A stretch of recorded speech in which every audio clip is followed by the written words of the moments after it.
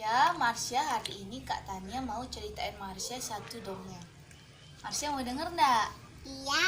Iya, judulnya itu Putri Matahari. Pernah denger nggak? Nggak pernah? Pernah. Pernah? Oh, belum pernah. Sekarang Kak Tania yang ceritain ya. Kalau Marsha pernah denger, Marsha pernah dengernya di mana? Situ. Oh iya, kemarin juga pernah tak ceritain ya. Iya, lupa Kak Tania. Mau denger nggak ceritanya lagi? Lagi. Iya lagi. Nih ya, Kak Tania ceritain.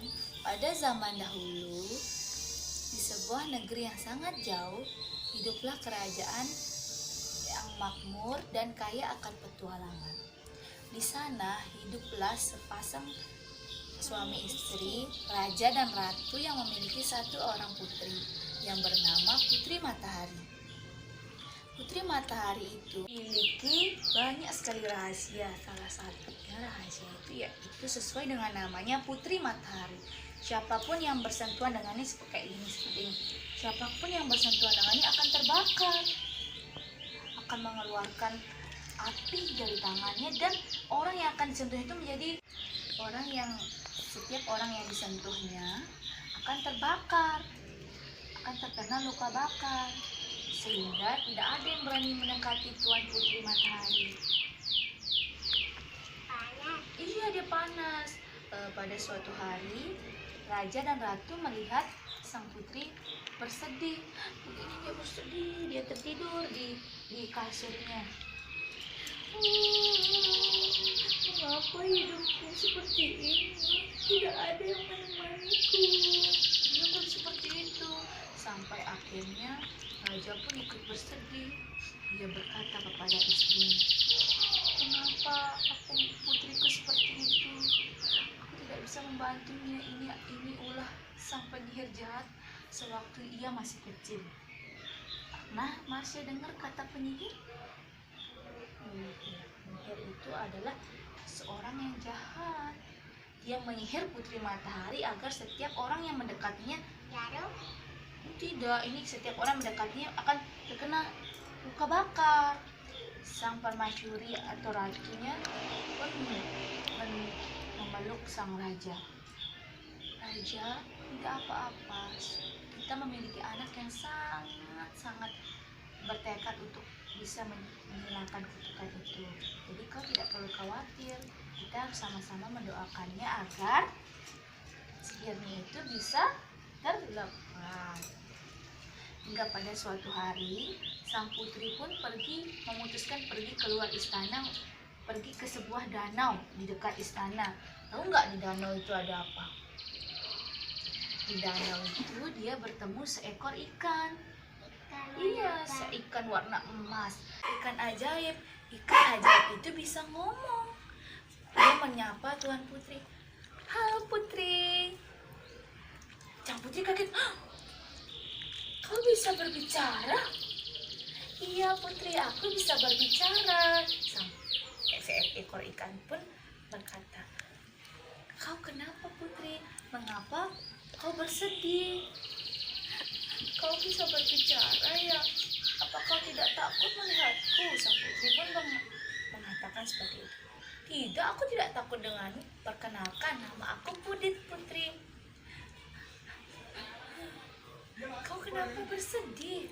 Akhirnya sang putri pun menceritakan bahwa dia bersedih karena kutukan yang diberikan oleh penyihir jahat itu.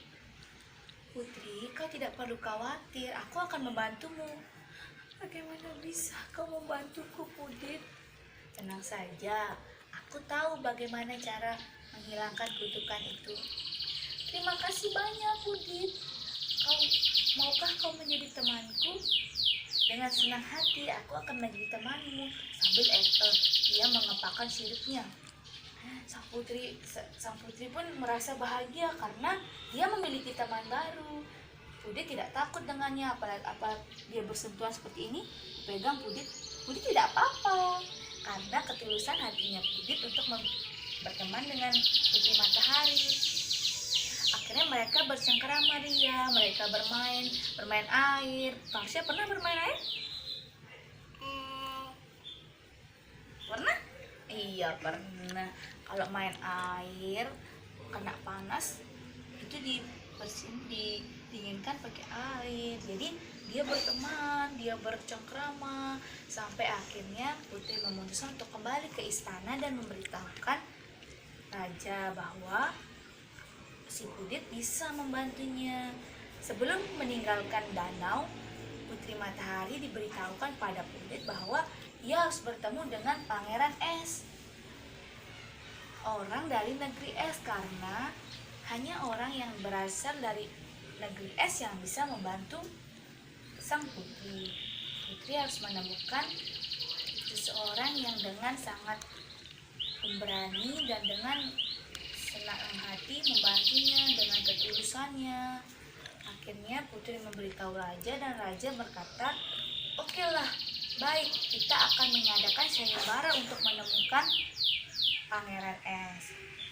Sayembara pun berlangsung. Setiap pangeran yang datang untuk menemui Tuan Putri, pasti setelah pulang dia akan terkena luka bakar, karena syarat lainnya itu adalah Tuan Putri harus sang pangeran harus memegang tangannya seperti ini. Jika dia terbakar berarti dia bukan Pangeran Es. Iya, kalau dia terbakar berarti dia bukan Pangeran Es. Iya, Pangeran Es. Sang raja pun ikut bersedih karena setiap pangeran yang datang tidak bisa membantu Tuan Putri. Tuan Putri pun kembali mengurung dirinya di kamar. Dia nangis. Tidak ada yang bisa membantuku. Tidak ada yang bisa membantuku. Seperti itu. Akhirnya keesokan harinya Putri Matahari memutuskan untuk pergi ke danau lagi bertemu dengan Pudit. Pudit pun mengatakan bahwa Putri Matahari tidak boleh bersedih. Putri Matahari harus tetap semangat. Akhirnya Putri Matahari pun kembali ceria. Coba gimana senyumnya? Senyum kalau orang ceria gimana ceria? Kalau orang sedih? Iya. Kalau lagi cemberut?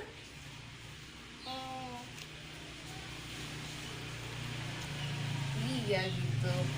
Terus setelah mereka bercengkrama, setelah mereka bercerita, akhirnya Putri Matahari memutuskan untuk pulang ke istana. Di perjalanan pulang, Putri Matahari dikagetkan oleh sebuah cahaya. Sebuah cahaya yang sangat terang. Pernah melihat cahaya terang? Lampu cahaya atau bukan? Cahaya? Iya, cahaya. Lampu cahaya yang sangat terang. Ternyata di dalam cahaya itu ada seekor kuda yang dikendarai oleh seorang pangeran. Sang Putri Matahari pun terkaget. Siapa kau? Siapa kau? Mengapa kau bisa ada di daerahku? Aku adalah Pangeran Es. Sang Putri Matahari pun terkejut. Pangeran Es? Dialah orang yang aku cari-cari selama ini. Aku akan membantumu Putri untuk melepaskan sihir jahat yang akibat kutukan dari penyihir itu. Sang Putri Matahari pun bersedih kembali karena ia tahu siapapun yang menolongnya, ia akan terkena luka bakar meskipun itu Pangeran Es sendiri. Putri Matahari pun berlari kembali ke istana. Putri Matahari berlari ke istana dan kembali mengurung dirinya. Sang pangeran pun sebelumnya telah mendengar kabar bahwa ada sayembara di negeri Matahari. Dia dengan penuh tekad dan ketulusannya, dia mengatakan bahwa inilah seseorang yang dia cari untuk dia bantu. Apakah ini yang akan menjadi pemacunya? Dia selalu bertekad untuk datang ke negeri Matahari untuk membantu sang putri. Akhirnya sang pangeran pun tetap bersemangat, tidak pantang menyerah meskipun dia tahu Putri Matahari ketakutan. Iya, dia berani. Pangeran Es berjalan ke danau tempat Pudit. Dia duduk di tepian danau. Dia duduk sambil memainkan batu dia menaruh kudanya di dekat Ikan putri. iya ikan pudit namanya saya. Eh, saat dia duduk dia main-main, iya Tuan Putri, temannya Tuan Putri. Saat dia main-main nih, main air, pangeran itu dia dikagetkan karena kedatangan seekor ikan yang lompat-lompat. Dia lompat-lompat ikan tuh. Dia lompat-lompat. Siapa kau? Kenapa kau lompat-lompat ke arahku? Dia juga kaget karena mendengar ikan itu bisa berbicara. Aku adalah ikan yang bisa berbicara. Aku adalah Pudit. Siapa nama ikannya? Pudit. Iya, aku adalah Pudit. Apa yang kau lakukan di sini? Pangeran, aku tahu kau pasti akan membantu Tuan Putri untuk memusnahkan sihir jahatnya, karena aku bisa membaca masa depanmu dengan Tuan Putri. Apakah itu benar? Sang pangeran pun bertanya. Iya benar, pangeran. Cepat sana, lari kejar Putri. Akhirnya pangeran pun mengendari kudanya. Pernah naik kuda? Pernah. Gimana dia? Cebuk. Iya gitu deh, naik kudanya. Dia jalan. Siapa yang naik? Pangeran es yang menaiki kudanya. Cebuk. Akhirnya dia sampai ke istana. Dia membuka pintu istana itu. Cari ratu. Iya, cari ratu sama raja. Ratu sama raja pun tak kaget dia. Coba gimana orang kaget? Raja dan ratu pun kaget dia karena tiba-tiba pangeran es datang dengan penuh semangat. Maafkan aku, Baginda, aku telah lancang memasuki istanamu. Sang pangeran es berkata seperti itu. Apa yang kau lakukan di sini? Siapakah kau? Aku adalah pangeran. Iya, aku adalah pangeran es. Aku ingin membantu Tuan Putri mematahkan sihir jahat dari kutukan penyihir itu. Apakah benar yang kau katakan? Sang pangeran berkata, benar sekali, aku akan membantunya dengan setulus hatiku. Baiklah, jika itu yang kau mau, apakah kau siap dengan konsekuensinya? Aku siap. Akhirnya Baginda Raja memerintahkan pengawalan untuk memanggil Tuan Putri. Tuan Putri pun turun dengan tergesa-gesa karena dia terkejut. Tekad Pangeran N sangat kuat. Ada tempat tidur Putri? Iya, ada tempat tidur Putri, singgasananya cantik sekali. Terus Cari kamar Putri. iya, pengawal itu mencari kamar Tuan Putri. Tuan Putri turun dan kaget melihat Pangeran S. Apa yang kau lakukan di sini? Aku akan membantumu Tuan Putri. Izinkan aku memenuhi syarat. Syarat yang harus diperlukan adalah memegang tangannya Tuan Putri dan mengajak berdansa. Semua orang Temannya? iya jadi temannya. Semua orang yang ada di istana pun kaget karena dia takut terjadi sesuatu dengan Pangeran S, karena sebelumnya setiap pangeran datang pasti selalu terbakar. Dia berdansa. Dia nari. Iya, dia nari dan Pangeran S. dengan Pangeran S dia menari dengan Pangeran S. Muncullah cahaya yang sangat terang di diri masing-masing, di diri Pangeran S dan Putri Matahari.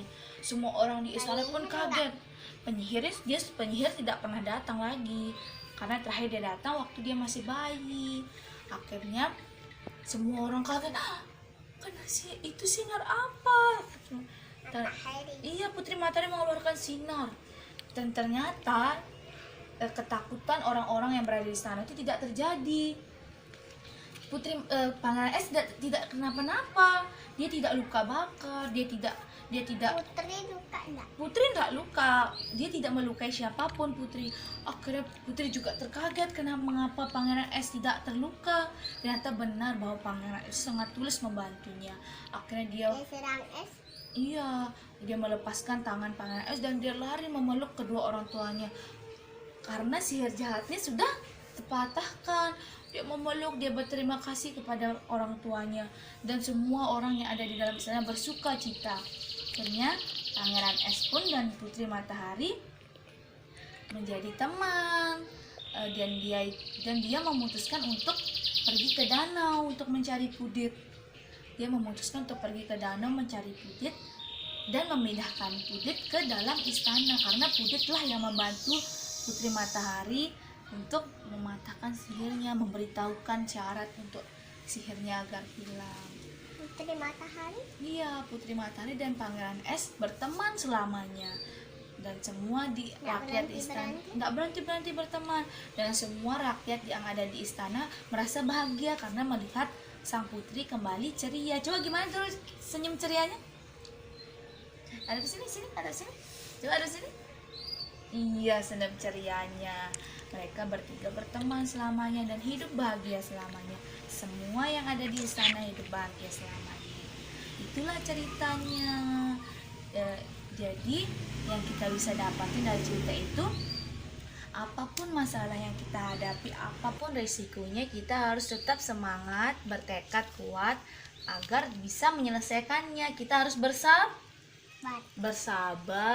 Kita harus berdoa agar dimudahkan segalanya. Oke? Oke. Siapa masih ingat nggak siapa aja tokoh yang dia dalam cerita itu? Ada siapa aja yang Kak Tanya ceritain?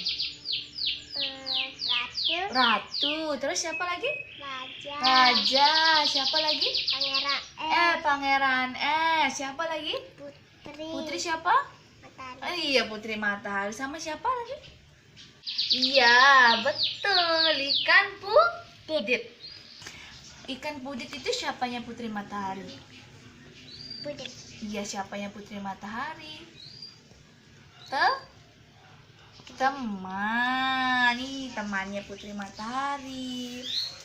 Pangeran Es mengendarai apa? Ya, cebuk yang tadi tuh. Ya. Apa itu? Kuda. Kuda. Hebat Marsha. Marsha senang nggak diceritain dongeng?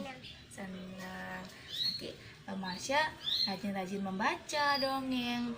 Atau nggak bisa. Oh iya, nanti Kak Tanya bacain lagi ya. Iya. Tiap hari. Senang? Iya, senang Marsha dibacain dongeng? Senang.